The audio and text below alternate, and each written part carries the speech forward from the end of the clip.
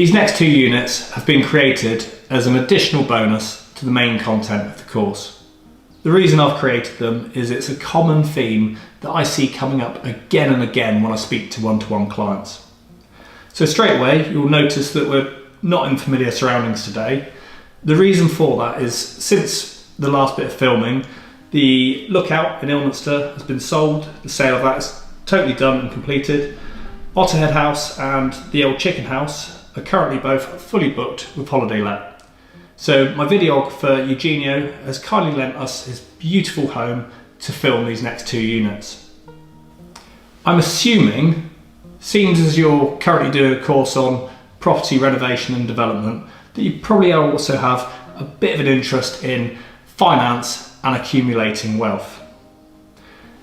The knowledge that I share in these units and the tasks involved, on the face of it, may seem really simple to you. In fact, they are actually so simple you'd think that they teach it in schools to young children.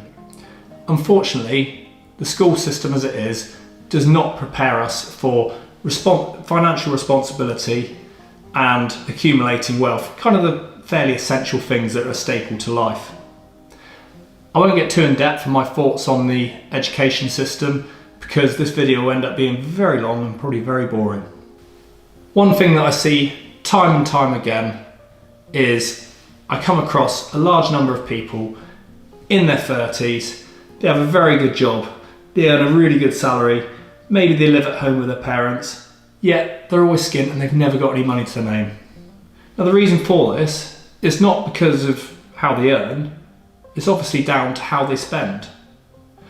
I can resonate with this because in 2011 it was the first time that I'd ever built up any money and really saved anything. But what I discovered was the more money I built up and saved, the more money I spent, meaning that I was never really going to get ahead and I was never any better off. Practicing the principles from the tasks in these units is what really helped to catapult me ahead. By working out what my end goal was at the time, save for a deposit of a house, it allowed me to start prioritising and work out what was important to me. Once I prioritised, I became much more mindful about my spending. This enabled me to save a lot of money very fast compared to how I'd done it previously. In order to ensure that I practice what I preach, I've actually gone back and redone the task in this section.